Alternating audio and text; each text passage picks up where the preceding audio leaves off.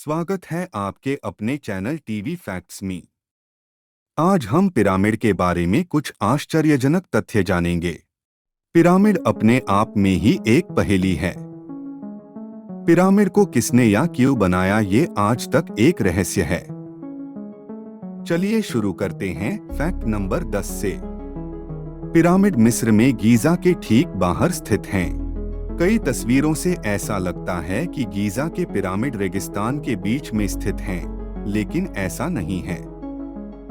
वे Giza पठार पर Giza शहर के पूर्वी बाहरी इलाके में स्थित हैं, जो मिस्र का तीसरा सबसे बड़ा शहर है और नील नदी के पश्चिमी तट पर स्थित है। कई सारी फोटोज इंटरनेट पे आपने देखी होगी। उन सब फोटो को एक खास एंगल से लिया जाता है, जिसमें आपको का रेगिस्तान दिखाया जाता है, जबकि हकीकत में वो शहर के करीब है। Fact number 9। खुफू के महान पिरामिड के निर्माण में 2.3 मिलियन से अधिक पत्थरों का उपयोग किया गया था। इसमें 5.5 मिलियन टन चूना पत्थर और 8,000 टन ग्रेनाइट शामिल थे। प्रत्येक पत्थर का वजन लगभग 25 से 80 टन था और वे या तो गीजा में खोदे गए थे या तुरा और असवान जैसे दूर के स्थलों से नाव द्वारा ले जाए गए थे। सफेद चूना पत्थर जो इस्तेमाल किया गया गीजा के पिरामिड को बनाने में, वो लाया गया था तुरा से, जो 10 किलोमीटर 6.2 मील गीजा के दक्षिण में। Fact number 8। हाल ही में यह देखा गया है कि पिछले कुछ वर्षों में पिरामिड सिकुड़ने लगा है। इसका मुख्य 2 कारण। पहला, 1196 में सलादीन के बेटे और मिस्र के सुल्तान अल-अजीज उथमान ने मेनकौर से शुरू करते हुए पिरामिडों को ध्वस्त करने का प्रयास किया। पिरामिड को ध्वस्त करने के लिए भर्ती किए गए श्रमिक 8 महीने तक अपने काम पर रहे, लेकिन इसे नष्ट करना उतना ही महंगा पाया जितना कि बनाना। दूसरा, तेज हवा के कारण या केसिंग और हजारों साल का क्षरण इसका करना है। खुफू का महान पिरामिड, जो मूल रूप से 481 फीट ऊंचा था, अब केवल 455 फीट लंबा है। खफरे का पिरामिड कभी 471 फीट ऊंचा था, लेकिन अब 448 फीट है। और मेनकौर का सबसे छोटा पिरामिड 218 फीट लंबा था और अब 203 फीट का है। Fact number 7। पिरामिड के चारों कोने एकदम सही तरह से हर एक दिशा से मेल खाता है। हम ठीक से नहीं जानते कि प्राचीन मिस्रवासियों ने सटीकता के इस स्तर को कैसे प्राप्त किया, लेकिन यह संभव है कि उन्होंने इसे सूर्य और तारों पर आधारित किया हो। ताजुब की बात तो ये है, ग्रेट पिरामिड पृथ्वी के भूभाग के केंद्र में स्थित है।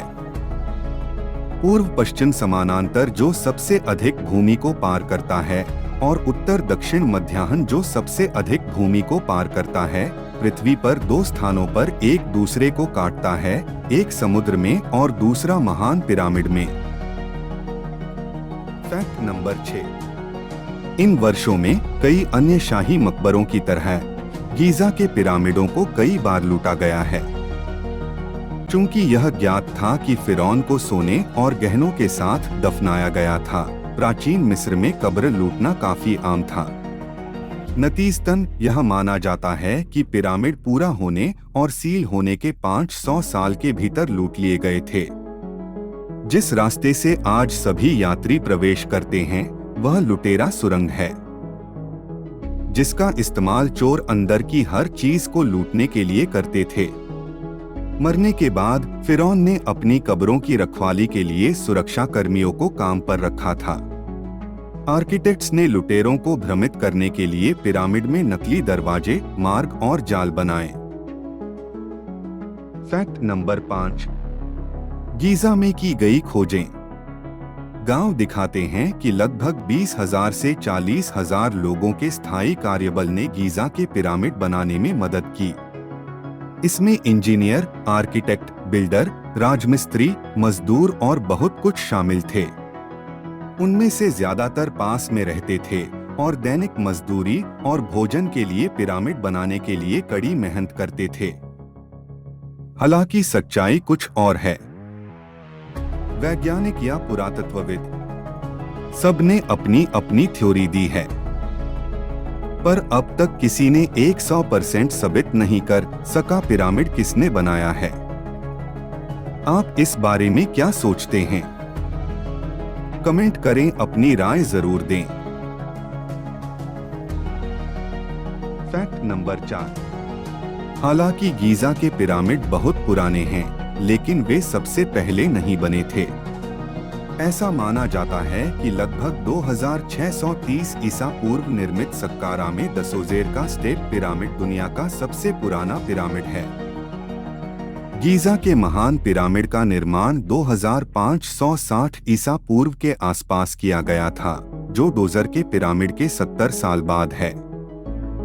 फिरौन जोजर या जोजर के लिए एक मकबरे के रूप में निर्मित जोजर पिरामिड का निर्माण 2630 बीसी और 2611 बीसी के बीच सक्कारा, मिस्र में किया गया था।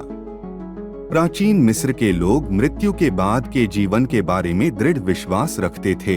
अपने शासकों को उनकी संपत्ति और कभी-कभी उनके दासों के साथ दफन कर देते थे, ताकि बाद के जीवन में उन्हें किसी चीज की कमी न हो।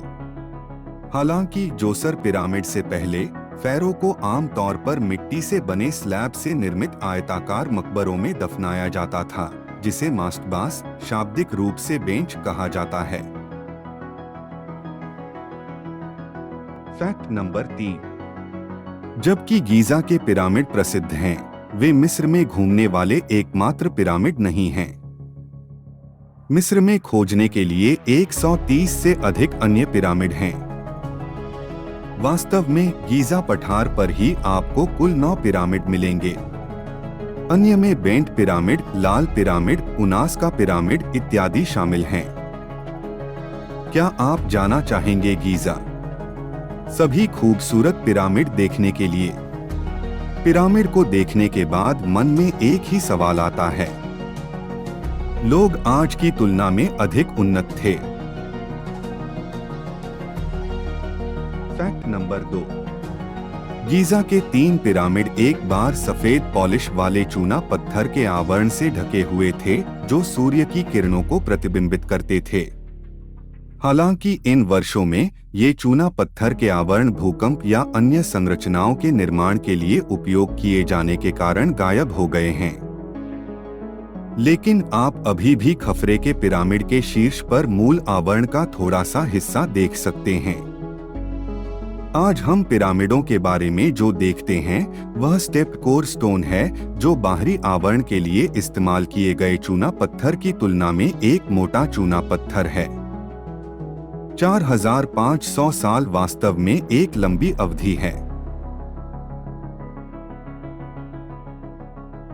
Fact number 1। गीजा का महान पिरामिड एक यूनेस्को सूचीबद्ध विश्व धरोहर स्थल है, जो विश्व के मूल 7 अजूबों में सबसे पुराना और अंतिम शेष है। इसके अतिरिक्त यह पिरामिड गीजा ब्रिस्तान में पाए गए सभी 9 पिरामिडों में से सबसे पुराना और सबसे बड़ा है, और राजा खुफू का अंतिम विश्राम स्थल है। पिरामिड 2560 ईसा पूर्व में बनकर तैयार हुआ था और इसे बनने में लगभग 20 साल लगे थे। प्रतीत होता है कि प्राचीन मिस्रवासियों ने उत्तर दक्षिण दिशा में अपने पिरामिडों को संरेखित करने के लिए 2 नक्षत्रों का उपयोग किया था, बिग डिपर और लिटिल डिपर। यह संरेखण इतना सटीक है कि उनकी उत्तर दक्षिण स्थिति 0.05 डिग्री तक की सटीकता के भीतर है। हालांकि यह ध्यान रखना महत्वपूर्ण है कि तारों का संरेखण लगातार बदल रहा है, यद्यपि बहुत धीमी गति से। कुछ लोगों का मानना है कि एलियंस ने पिरामिड बनाया है, या मिस्र की सरकार को राज पता है और वो नहीं चाहते पूरी दुनिया को बताना। ऐसी कहीं सारी थ्योरी आपको सुनने मिलेगी, पर आप क्या सोचते हैं? कमेंट करके जरूर बताएं। आशा करता हूं आपको ये एपिसोड पसंद आया होगा। अपना प्यार आप हमें सब्सक्राइब या लाइक करके कर सकते हैं। धन्यवाद आपका। फिर मिलेंगे एक नया वीडियो के साथ टीवी फैक्ट्स में।